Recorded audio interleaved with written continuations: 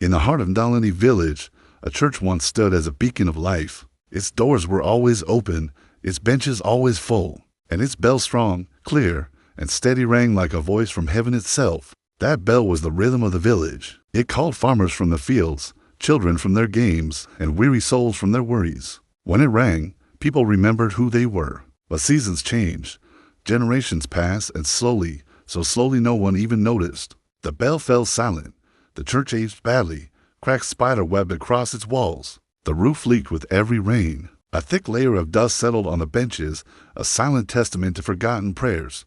The bell, rope, once worn smooth by countless hands, hung stiff and untouched. Birds made their nests in the tower, near the heavy, patient bell that simply waited. Life in Untitled grew louder, but somehow emptier. People woke early and slept late, chasing money, status, and endless distractions. Sundays became just another day to get ahead. Prayer became something whispered only in moments of desperation. The village was full of laughter, but real joy was scarce. Only the elders truly remembered what was missing. Gogo Amara was one of them. She lived in a small house near the church. Every evening, as the sun dipped below the horizon, she would sit on her old wooden stool and look up at the bell tower. Sometimes she spoke to it softly, like an old friend. "You used to guide us," she'd whisper. "You used to remind us."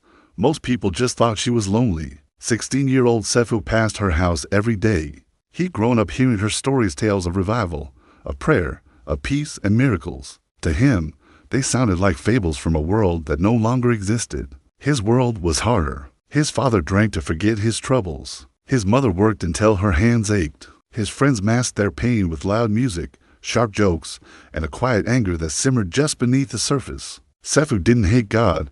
He just didn't expect anything from him. Faith felt too quiet for a life so noisy. But something was breaking in Untitled. Fights flared up over nothing. Respect was a forgotten currency. The young people felt lost, but put on a brave face, pretending they had all the answers. Old grudges festered like untreated wounds. The village looked alive on the outside, but inside, its spirit was exhausted.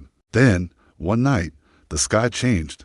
Without warning, dark clouds rolled in, thick and menacing. A fierce wind tore through the trees. Doors slammed shut against the sudden gale. Rain began to fall, not in drops, but in sheets, soaking the dry ground in seconds. Thunder cracked so loud it rattled the windows and shook the very foundations of their homes. Sefu lay awake in his bed, staring at the ceiling, his thoughts as restless as the storm outside. Just as a blinding flash of lightning lit up his room, the sound sliced through the storm like a blade. Sefu sat bolt upright in bed. The bell. His heart hammered against his ribs. No one had touched that bell in years. The rope was rotted.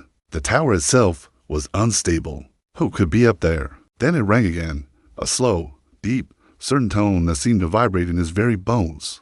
Across Untitled, people froze. Conversations died. Music went silent. Children, wide-eyed, clung to their parents. The elders felt tears rise. A surge of emotion they couldn't explain.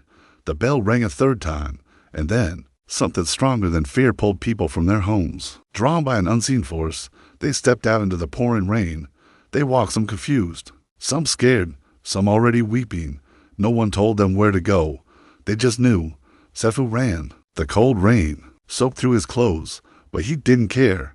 His chest felt tight, like something long asleep was finally waking up inside him. When he reached the church, he saw something he had never witnessed in his entire life. The great wooden doors were wide open. Inside, the air felt different, heavy, warm, alive. Candles flickered on the altar, casting a gentle glow, even though no one had lit them. The bell had stopped ringing, but its powerful echo still resonated in the sacred silence. People stood quietly, their shoulders touching. There was no pushing, no speaking. They just stood, together. Then, an old man stepped forward. It was Pastor Mbeki, retired, forgotten, his body frail with age. His hands shook as he gripped the pulpit. Tears streamed freely down his weathered face. "My people," he said, his voice soft but clear.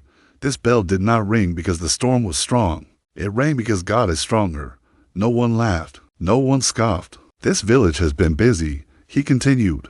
"Busy running, busy hiding, busy forgetting. But God has been patient. Tonight, He is calling not to shame us, but to bring us home." It was as if a dam broke. A woman cried out, her voice raw with prayer. A man known for his pride fell to his knees, his face in his hands. Old enemies, separated by years of bitterness, found each other in the crowd and embraced. Words that had been buried for decades were finally spoken: apologies, confessions, forgiveness. Sefu dropped to the floor, his body shaking. In that moment, he finally understood the profound emptiness he had been carrying. How hard he had tried to navigate life all on his own. Tears streamed down his face as he whispered his first real prayer: God, I'm tired. I'm here. When morning came, the storm was gone. The sky was clear and bright. The village itself looked different, cleaner, lighter. The bell never rang mysteriously again. But it didn't need to. From that day forward, Dalini began to change, not overnight, not perfectly, but truly. People started to pray again, not because they were forced to, but because they wanted to. Families began to heal. The young people, once so lost, started to find a sense of purpose. The church filled up again, not just with bodies, but with hearts alive with renewed faith. Every evening, Gogo Amara still sat on her stool, looking up at the silent bell. But now, she smiled. It did its job, she'd say to anyone who would listen. And the people of Dalini learned a lesson they would never forget. God may seem quiet for a very long time, but when he calls, even forgotten bells will answer. Thank you for watching. If this story touched your heart, please like, share, and subscribe for more content that inspires.